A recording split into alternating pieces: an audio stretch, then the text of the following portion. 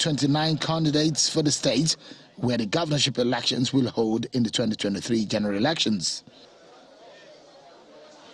After hours of voting and sorting in some of the states where the exercise commenced early, officials announced the winners. We have a great work ahead of us. Therefore, what is important is not any long speech. What is important is that the party must be united. We must see our task as big, and we must come up with strategies to challenge it. In Jigawa State, the son of the former governor Sule Lamido won the PDP governorship ticket, just as the incumbent Speaker of the Benue State House of Assembly emerges winner in the state. I call on all Jigawa citizens, irrespective of party affiliation, to make a pledge for a new beginning. I ask you to trust me, work with me, campaign with me, and vote for me. People say that when God gives you a big road to carry, He also gives you a very big neck to carry it. And I found that big neck. The big neck, I found it in the leadership of our party. The exercise, however, could not hold in Niger State due to disagreements on the composition of the delegates list. 6 aspirants are in the race for the governorship ticket in Kaduna State, but accreditation and screening of delegates did not start on time.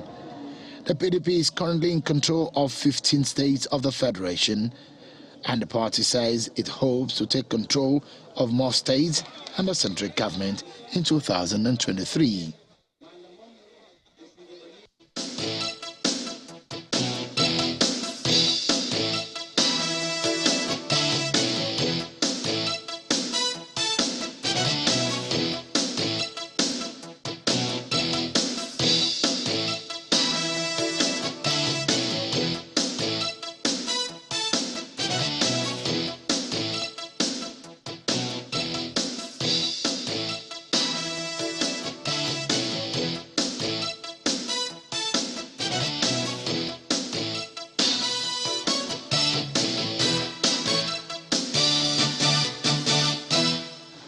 I particularly like this next conversation because there's a balance on different angles. So first we have a man and a woman, one from the APC, another from the PDP. One has clinched his party's ticket, another is hoping to clinch her party's ticket. So let's get right into it, just to help you understand the intricacies and perhaps give you an inkling as to what to look out for within these parties. We're joined today by Kate Banjoko right here in our Lagos studio. She's a member of the All Progressives Congress APC, and she's an aspirant House of Representatives Amuwo-Dofi constituency here in Lagos. She joins us live in our Lagos studio. Good morning, and thank you for joining us. Good morning, good morning, good morning, and thank you for having me. It's good to have you, and joining us virtually is, well, you may have seen him earlier, Honorable Tajuddin Yusuf, who is a member of the People's Democratic Party, is a representative Kaba Bunu Ijumu Federal Constituency in the House of Representatives, and is a senatorial candidate Kogi West of the People's Democratic Party. So I will come to Honorable Yusuf in a moment, but you know what they say, ladies first. And I mean, tomorrow is the day, or as I say, the day for you essentially, but help us understand the process, because the question or the conversation around delegates, some have said it's a delegate procurement process. Some say, well, it's essentially just convincing them that I have plans. How has it been for you? Wow, okay, so human beings are just human beings, you know, and you must, a lot of people are visual, some are oral. You have to speak to your delegates. You also have to ensure that they see things that probably if you've been in office before, someone like me that has been in office before, something that you have done in the past, your antecedents, and then you're able to market yourself to them. It's a process of marketing. You know, the way you do one-on-one marketing, that's what it is. And you have to make sure that the people that you're talking to are people who understand why their role in this whole process is actually the most important role in an election. They're the ones who have the most critical role in the elections to choose for the party who the party's candidates will be at different levels. And this is not to, I mean, touch on your chances or what have you, but if you can go deeper, what is most important to delegates? Is it your pedigree, your performance in office, or some other considerations, like maybe just how financially capable you are. And we have to speak to these things because it's out there already. So it'll be good for you to give us an insight into this. So what do the delegates essentially look out for in those conversations you have with them? Is it, okay, I'm going to do this. This is what I have done. Or, okay, well, this is what I have for you. Okay, now you can listen to me. Okay, so like I said, it's a combination of different things. In our party, the APC, the All Progressive Congress, if you look at the crop of delegates that we have, they're young, vibrant, the old, not too old, you know, but people who can relate with what is happening in the times. Now, the delegates that we have are delegates that are intellectuals, they're gainfully employed. So if you're telling me that because I want to give you money, they are gainfully employed, so your money really wouldn't make a difference. They want to know what you've done. They want to know who you are. They want to understand your personality. You understand what I'm saying? They want to know what you're bringing to the table. Not in terms of finances, but in terms of ideas, innovation, creativity. You understand? And what are you going to do to improve the lot of the public and the local government or the federal constituency that you would represent if you're chosen? Yeah. Essentially, you're saying that for you, it has not been a delegate procurement process. It has been it's not a intellectual conversation, yes. Ensuring that they see, I mean, your points, what you can do and what you have done. Yeah. So really, as a woman now, that's another ball game entirely. Oh, wow. And yes, I mean, it is the elephant in the room. There's the perception that, okay, a woman might not be as a big heavyweight as the average man. Well, that's the perception. But I'm glad that you're here. You have walked through the whole process. Is there any truth to that theory, that assumption that a woman does not pull as much weight as a man in Nigerian politics? Well, in Nigerian politics that you have said, I would say it's true. But in the party that I belong to, I must say it again, that in the party that I belong to, the All Progressive Congress, the 35% affirmative action is what we're working towards, okay? Because that is the promise that the party chairman, Senator Adamu, has pledged to the populace. That is what our First Lady is also pushing. Our First Lady, Dr. Aisha Buhari, I mean, we had a few weeks ago, I think 2 weeks ago, we had a meeting with her, and she was very, very adamant. She was there with the national woman leader, Betha Edu, and that is what we are pushing. That's what the party is pushing. We are working towards it. Yes, it's the elephant in the room.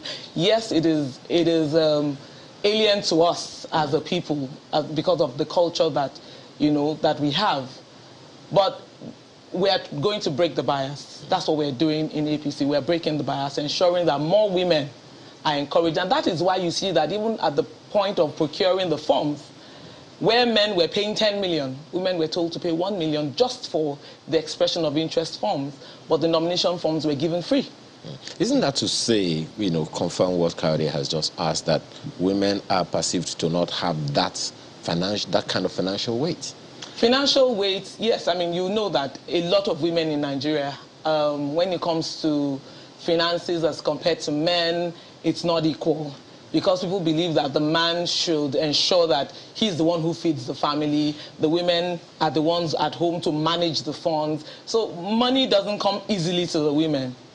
And because money doesn't come easily to the women, the party has also seen that whatever happens, beg, steal or borrow, women must emerge as candidates. A lot of women will beg to differ, pardon me, because you just realize they have that financing somehow. Because I've had this debate with a number of men, and you know what they say is, if you want a level playing field, the men work for the money. They go all out, you know, to be able to ensure that they meet the requirements of the party by coming up with the 100 million naira, the 70 million naira, that the women should also be able to do the same if they want, you know, that equal playing field. What do you say to that kind of argument? Well, the argument is not valid. It is not valid. Because even now you see that a lot of women are MDs of organizations. A lot of women are thriving much more than men these days. You find that even in the world, you find more women doing more things, earning more money. Some families, it's the women that earn the money. But our culture just has not evolved enough to see that women can afford these things. But you see, I'm sure that is even why our party, not looking at, they're giving every woman a playing field such that whether you know, some women desire, they desire to be in politics, but may not have the financial backing. And they know that a lot of women who also want to go into politics and may not have the financial backing may be faced with certain vices that are also not, how would I put it, will not portray the woman in a good light. So they will rather the women, they come in with I'm trying to use the word, on a good pedestal, not on a pedestal of immorality or anything around that. One of the things, my apologies for butting in, one of the things that one wonders is how not just the parties, but the political class views this. So let's see if we can share a similar comment from Honorable Tajuddin Yusuf, who Kade introduced earlier as joining us virtually from Lokoja.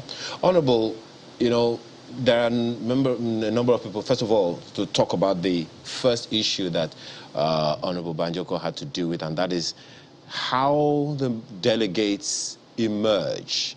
And do they even, in your opinion, understand the enormity of responsibilities that they had to contend with? You are vying for office.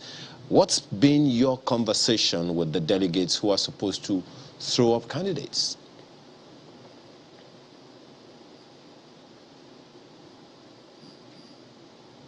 Honorable, can you hear me? Hello? Yes, please go ahead. Yes, I can hear you now. Yeah, go ahead, please. Thank you very much for having me. Good morning, and thank you for this privilege. The conversation with delegates began almost 3 months ago. I need to explain to our people that you do not wait for election to be a week before you start conversation. All the dynamics and intricacies that were outlined by Professor Amadi and the other prof on what come to bear, how a candidate emerge, are right, are correct, very correct, but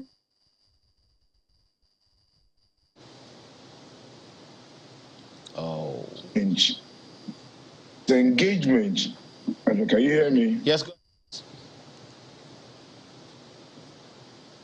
Oh dear. Well, we seem to be having it. Can you hear me?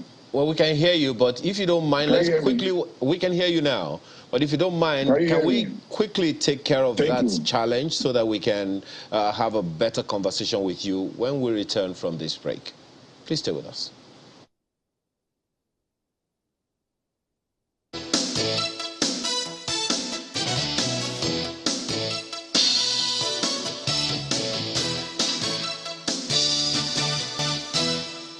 Thanks for staying with us. Honorable, you said that, in your opinion, conversation with delegates needs to start 3 months before now. That's where you ended it. Please go ahead. Yeah, I was trying to say that conversation with delegates started long ago. Like, I'm using myself as an example. And my other co-contestants. We have several local government cookie ways. We're going around every of these local government interaction with delegates. Before it was discovered that the statutory delegate would not be part of the election, we're seeing statutory delegate. Then when the elected delegate emerged, we're seeing them. So has always been an engagement. A lot of delegates have made up their mind before they did who they wanted among the aspirants. Yes, other factors could come in, but to a larger extent, you cannot downplay the effect of those conversations and those engagements. So I'm trying to explain is that delegates are informed. Yes, they can be influenced by Godfather and other factors, but a lot of delegates know which the direction they want to go before they do it. Well, Honorable Yusuf, you need to speak to this point. By the way, maybe I should say congratulations, because you edged out Senator Dino Melaye, and a lot of people didn't quite see that coming, really. So this is like an upgrade that you're seeking. But speak to us about this much talked about delegate procurement process. And it's been said time and again. How much did you have to dole out to delegates to convince them to vote for you? Hello? Can you hear me? Yes, I can. Can you hear me? Yes, please, go ahead. Well, I can see you, Honorable. I can hear you as well. Can you hear me? Can you hear me? Yes, I can, Honorable. Oh, okay, thank you. You asked me how much did I have to dole out? The truth of the matter is that doling out has its effect, but it's not that significant. It's not possible in Nigeria today to aggregate together. You do not give them transfer or what have you. I wish it is the other way around. However, most delegates who voted for me, with or without giving them transfer to go back, came on that they were committed so much so that they were staying in my own place before we went to the election. So I cannot say this amount I gave. I made transportation available because it's 7 local governments. Some have to travel 2 hours. Some might provide buses to bring them to the location and what have you. Going forward, there might be things that the party have to take care of so as not to put a burden on the aspirant and begin to use that as a way of coring the support of the delegates. So it's not like appropriate, but we provided such logistics, even feeding, to make sure that you will not stay for 5, 6, 3 hours like mine now. It happened that the election was to be held, the primary held in a particular day. We had to have a rerun, so some didn't go home. Some had to sleep. So these are the logistics that must be taken care of. But I will advocate that maybe next time there should be such a provision by the party to take away the responsibility from aspirants. So I will limit our ability to influence those things. And I think that's a major point, really. I don't know how much, but imagine you have to sort out those delegates. So what happens to newcomers that want to just, serve the nation? If they don't have that financial backbone, as it were, I wonder how far they can go. But, I mean, it's been said that for someone maybe running for the House of Reps... Let me talk into this. Okay, just let me speak to this. You got me the statement now. Okay, let me add to this question so you can take everything together. So it's been said that if you want to run for House of Reps, for example, just consultations and primaries, you can spend up to 100 million. For Senate, they say it's more. Have you had to spend up to 100 million in the build up to this point? And you can take that with the other question. Thank you. Let me start from the other question. There's this assumption that those in office have enormous resources in their hand. It's a wrong assumption. I ran an election from the field before being a politician. I was not in office when I ran my first election. And I was able to defeat my opponent, not because I had the largest amount of money to throw around or what have you. We must not take away from the people that they have some conviction of what they expect or what they want from whoever they want to elect. And there's this another thing I want to change. Businessmen have a lot of money more than politicians. A contractor makes more than $1 billion in some transaction. Like a politician could be in office for 30 years without seeing $1 billion. But this narrative on the street gives an impression that once you are in office, you are in billion. I want to correct that narration. And 2, it depends on just as it was making a very critical point, Honorable Yusuf. Okay, we'll return to Honorable Yusuf. And the question I was going to ask him, I'm hoping that he'll still get an opportunity to answer this question when he returns. But I'll put it through to Honorable Banjoko. We started off by talking about the excessive influence of the state governors and how nothing has changed, having realized the emergence of their anointed candidates to succeed them in office, or returning mostly unopposed. If you look at the numbers coming out from the election primary process, speak to us about what the governors are looking out for in a delegate, because we can't talk enough about what it takes to be a delegate. So if the governors are the ones determining who becomes a delegate, what are the governors looking out for in a delegate? Well, it's strange to me that you would ask that, because the governors are not the ones who actually pick the delegates. The delegates are picked at the local government level. The governor is only entitled to be a member of just one local government, for example, in Lagos. But yes, he will have his tentacles, he will have his eyes here and there. But in our case, it was open. Everybody was entitled to purchase the delegate forms. It was open, it was announced. If you were interested in being a delegate, go and purchase the forms. And if you've purchased the forms, return them with XYZ documentation. And that was it. So I'm not sure that the governor would have had any influence as such in this, except, you see, you're talking about maybe the statutory, maybe the EXCO and all that, and that's not what is playing out here. The elected delegates, now, are you saying the governors have no say, no influence whatsoever in who becomes a delegate in their party? Well, from what I know and I understand, no. Because here, in my party, everybody was told, every aspirant, go and purchase delegate forms for your delegates, and if any independent delegate wanted to contest, go and get the delegate form. Are you speaking for APC nationally or APC from your experience in Lagos? I'm speaking from my experience in Lagos, and I know that what is my experience in Lagos is what it was supposed to happen nationally, because it was a national announcement. Okay. So is there any contention between those seeking offices in the House of Representatives and the Senate, and between them and the governors over their emergence? Okay, so this is it. The delegates that will emerge, the same set of delegates are going to vote for the governor. They're going to vote for the House of Assembly, sorry. They're going to vote for the House of Rep. They're going to vote for the Senate. Okay? Now, are you going to tell me that each of those people will share all 5 delegates in each ward? Do you understand what I'm trying to say to you? But do you deny that the governors are interested in who becomes the House of Representatives candidate and who becomes a senatorial candidate? It will be good for them, but we do not share the same delegates. They have state delegates. We have LGA delegates. They are two different people. There are 2 different sets of people in APC. You have the state delegate that will vote for the governor.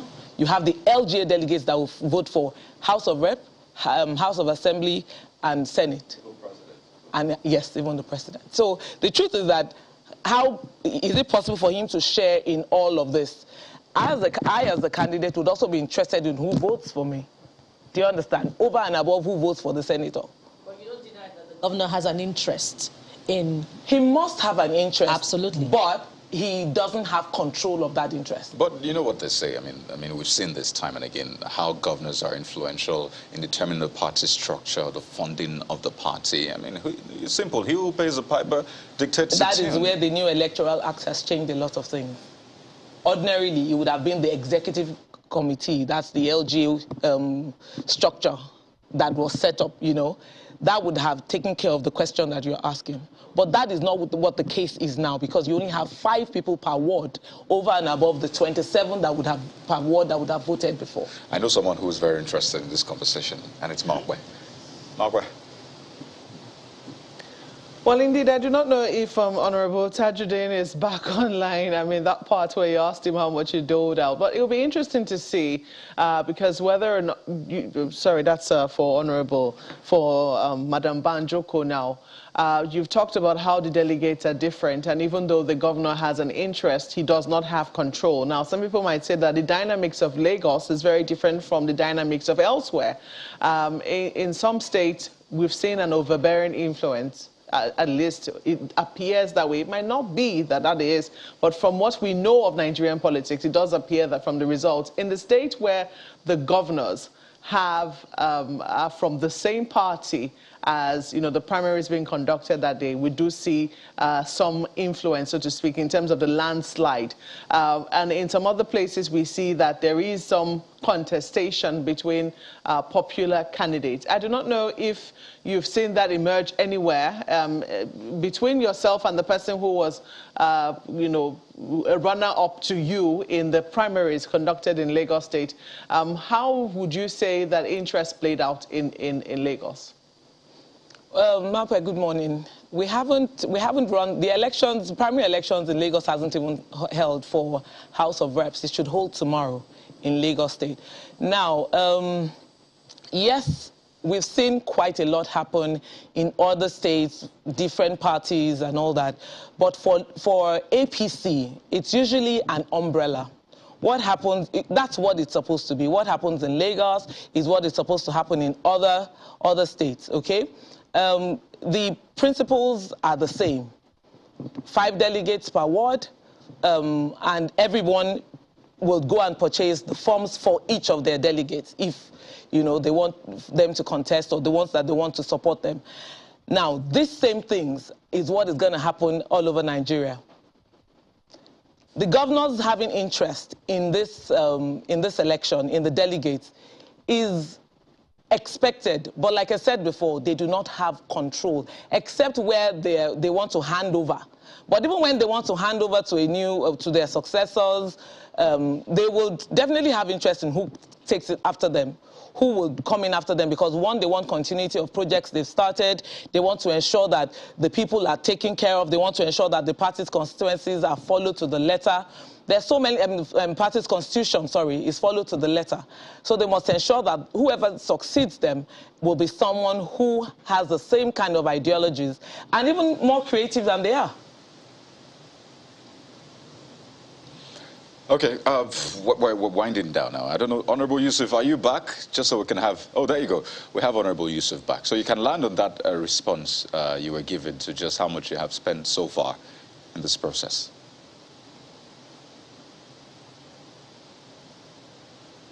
Honorable TJ, are you there? Well, looks like the connection is trying to play fast one and us. But, Madam, just let's wind down on this one. It will seem that the perception the people have about how politics should be played, how it should be done, is different from what happens inside the political party. So when people hear some of these things, they're shocked. Like, what I mean, why is this happening? So why is there a disconnect, as it were? So I can give the Twitter example now. I mean, there's an idealistic sense of how politics should be played. There shouldn't be all this talk about inducements, delegate procurement process. It should be based on competence, not who is the godfather and all of that. But in the political parties, it is way different. So why is there that disconnect? It's Nigeria is an emerging democracy, and it will have its teething problems, okay? And part of the teething problems is what you see. People, it's like you have a bottle of dirty water, and you're putting it under a tap constantly. Of course, the clean water going into the dirty water will first make it look at what it may not even mix, especially when it has oil in it. But the consistency of the clean water going into that bottle will flush out the dirty water, and you would eventually have a clean bottle of water. That is exactly what is happening. Are you clean water? Yes, I am clean water. Okay, there you go. It's been an interesting conversation. We have to anchor at this point. I wish you the very best tomorrow, just about 24 hours from now. We've been speaking with Madam Kate Banjiko, who is a member of the All Progressives Congress. She's an aspirant House of Representatives and ward of a constituency here in Lagos, as well as Honorable Tajuddin Yusuf, who is a member of the People's Democratic Party. Oh, Honorable TJ Yusuf, you're back. Okay, it's frozen. We'll hopefully continue this conversation another time.